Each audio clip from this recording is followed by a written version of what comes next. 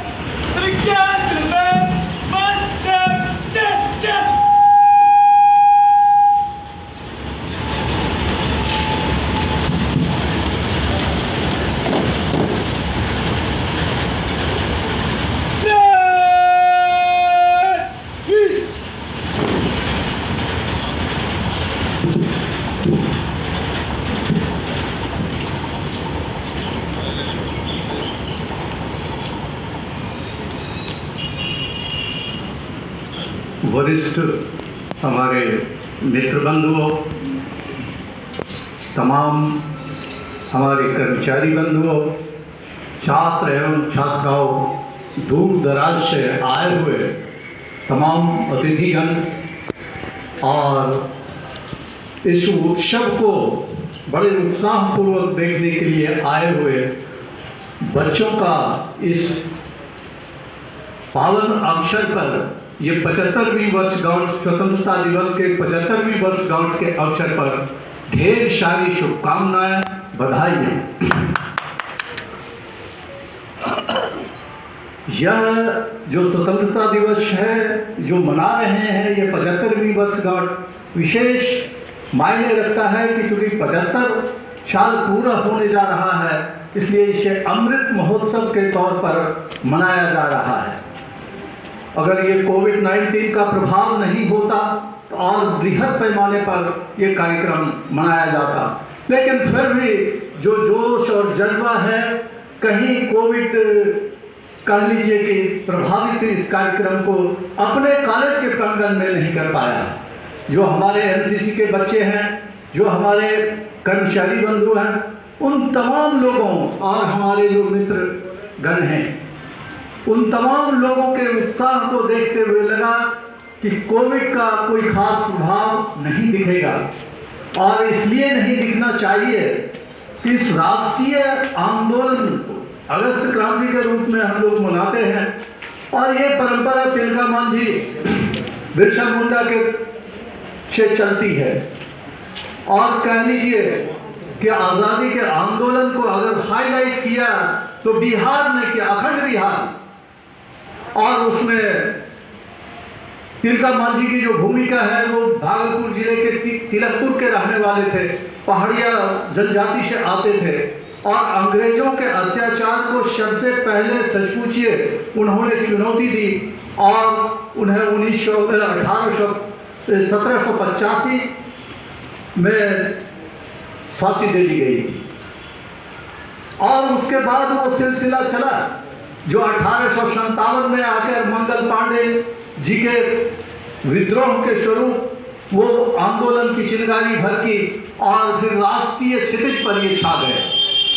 और उस दिन को याद कीजिए जब बिहार का नेतृत्व बाबू वीर कुंवर सिंह कर रहे थे, और पूरे भारत में कह लीजिए ये योद्धा छा गए।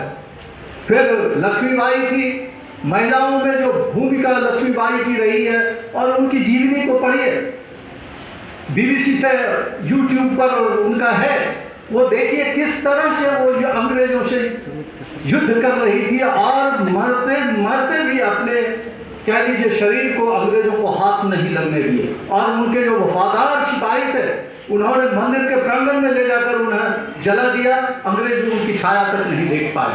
उस समय के जो दीवाने थे, आज़ादी के जो दीवाने थे, उसको याद कीजिए। और आज देखिए कि ये किस परिस्थितियों में हम जी रहे हैं, किस तरह की मानसिकता में जी रहे हैं। उन शहादत को, उन लोगों की शहादत को अक्षुण्ण रखने का प्रयास कीजिए अपने अंदर। 75 साल बीत गया और लगता नहीं है कि 75 साल, जब हम लोग ये 15 अगस्त को मनाते हैं तो अंदर से लगता है कि नहीं, वही जज्बा होना चाहिए। और आइए 1857 के बाद जो चिंगारी फैली, फिर कह लीजिए जब गांधी जी आया 1917 में बिहार आगमन हुआ चंपारण आंदोलन में, राजकुमार शुक्ल जी ने उन्हें किसानों की दशा देखने के लिए लाया था, और मात्र 2 या 3 दिनों के लिए वो आए थे, महीनों यहाँ रहे। और फिर यहाँ जो राष्ट्रीय आंदोलन से जुड़े हुए लोग थे उनके नेतृत्व में एकत्रित हुए, और पूरे बिहार को नहीं भारत को आंदोलित किया।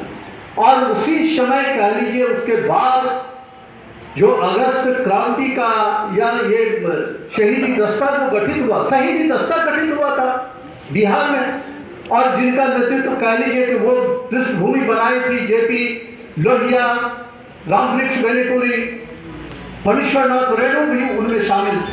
आपको आश्चर्य लगेगा, साहित्यकारों की भूमिका कोई कम नहीं थी, चाहे वो यशपाल हो, बेनीपुरी जी हो या रेणु जी हो। और रेणु जी आपकी ही तरह 9वीं या 10वीं में पढ़ रहे थे अररिया में, और उन्होंने जो आंदोलन किया था पूरा स्कूल बंद कराया था, और बाद में कह लीजिए अंग्रेज परेशान हो गए थे, और तत्कालीन थानाध्यक्ष ने जब पकड़ा था तो इतनी पिटाई की थी तो बेहोश हो गए थे, उससे भी मन नहीं भरा तो भूख से उनके छाती को धर के रगड़ दिया था, और जिसके परिणाम स्वरूप आजीवन वो खून की उल्टी उन्हें आते रही, और अंततः 1977 में उनका निधन हो गया था, और शामिल निधन हुआ। ये आज़ादी के दीवाने थे। और उसी समय जब जेपी यहाँ आंदोलन चला रहे थे, अंग्रेजी सरकार की जब दबाव पड़ा तो ये लोग भाग के नेपाल चले। और नेपाल से कह लीजिए कि ये आज़ाद दस्ता जो गठित हुआ और यह विध्वंसक दस्ता जो तत्कालीन सरकार के विरुद्ध गठित हुआ, नेपाल से गाइड कर रहे थे। और वहाँ से लेकर कह लीजिए बिहार में जो चिंगारी फैली और उसमें अपना भागलपुर डिस्ट्रिक्ट जो है, मुंगेर डिस्ट्रिक्ट, पूर्णिया, ये अग्रणी भूमिका में रहा। और उसी में कह लीजिए कि एक क्रांतिकारियों का दस्ता जो बना और उसका नेतृत्व भागलपुर को मिला। और बाबू यहाँ के तिलकपुर के थे सियाराम सिंह और अपने जयरामपुर के थे ब्रह्मचारी। इन दोनों के नेतृत्व में वो आजाद दस्ता गठित हुआ था। और ये लोग, इन लोगों के नाम से कह लीजिए कि अंग्रेज थर्राते थे। और हम लोग उसी इलाके के और उसी का प्रभाव पड़ा इस नवगछिया में। उस अगस्त क्रांति में ये जो नवगछिया के एक युवक थे शहीद मुंशी जी का नाम बार बार हम लोग हर स्वतंत्रता दिवस के अवसर पर लेते हैं, लेना चाहिए। और उनके अंदर जो जज्बा था वो देखने लायक था। इसी माल गोदाम के पास सुनते हैं कि सिग्नल पर चढ़ के तिरंगा फहराए थे, जिसमें उन्हें गोली लगी थी, वो शहीद हो गए। वो जज्बा आज के छात्रों में होना चाहिए। और वहां से यहाँ से जब वो निकलती है चिंगारी, फिर पटना सचिवालय के आगे जो 7 शहीद हुए छात्र, 12वीं 11वीं 9वीं के छात्र भी उसमें शहीद हुए थे। और उसमें से एक भागलपुर के छात्र थे, खड़हरा के रहने वाले, हमारे बांका जिले में पड़ता है, मुशर्रफ साहब के घर के आसपास है, सतीश चंद्र झा। ये 11वीं के छात्र थे, वो मीरा 3रे नंबर पर के छात्र थे, राम मोहन सेमिनरी के छात्र थे। उन्होंने शहादत दी थी, कुल 7 छात्रों में। और उसके बाद आपको आश्चर्य लगेगा कि यह इलाका जो है क्रांतिकारियों की भूमि रही। तारापुर का नाम आपने सुना होगा, संग्रामपुर तारापुर मुंगेर डिस्ट्रिक्ट में आता है। 1932 में 15 फरवरी 1932 में वहां के आजादी के दीवानों में और पूरे कह लीजिए जिस तरह से समूह में है, उस तरह से समूह में हुआ कि झंडा फहराएंगे, हवा पर झंडा फहराएंगे, बिना परिणाम सोचे, चाहे जो हो जाए। और उसमें करीब 60 लोगों ने शहादत की थी। आपको आश्चर्य हो, 50 लोग जब शहीद हुए उसके बाद झंडा फहराया, फिर भी उसके बाद 10 लोग शहीद हुए बाद। और वो कह लीजिए कि वो उस शहादत की याद आज भी वहाँ के लोग जो है 15 फरवरी को हर साल मनाते हैं। और नेहरू जी ने भी उस शहादत की चर्चा की थी, जो राष्ट्रीय आंदोलन के रूप लिया था कि जब संग्रामपुर के लोग शहादत दे सकते हैं तो हम लोग क्यों नहीं दे सकते। कि आज जो 75वां स्वतंत्रता दिवस हम लोग मना रहे हैं, यह अमृत महोत्सव है, विशेष तौर पर याद करने के लिए है कि हमारे जो इलाके के लोग थे, एक कोई झांक है यहाँ के गोसाइनों के, उनकी भी अहम भूमिका थी। बीरपुर के लोग थे, बीरपुर में ही राजेंद्र बाबू पर लाठीचार्ज हुआ था 1930 के आसपास शायद। और उसमें इस नगरह के कार्य पांडे ने उनके पीठ पर कह लीजिए शोकर उन लाठियों को बचाया था। और लोग थे, इसलिए कार्य पांडे की चर्चा करते हैं क्योंकि वो नवगछिया के बगल में नगर के रहने वाले थे। आप याद कीजिए, उसी पृष्ठभूमि के आप भी हैं। जब भी देश पर खतरा आए तो हम लोग उसी जज्बे के साथ बिना किसी राग द्वेष या भय के हम अपने दुश्मनों से या राष्ट्र पर जब भी खतरा आए तो बिना सोचे समझे हम कुर्बानी देने के लिए तैयार रहें। इन्हीं शब्दों के साथ आप तमाम एनसीसी के छात्र, वरिष्ठ छात्र, वर्तमान छात्र या जो भी खड़े हैं, हमारे जो मित्र बंधु हैं या हमारे जो छात्र हैं जो दूर दराज से आए हैं, उन्हें इस 75वीं वर्षगांठ के अवसर पर उन्हें बधाई देते हैं, शुभकामना देते हैं कि आप इसी जज्बे के साथ अपने को बनाए रखिए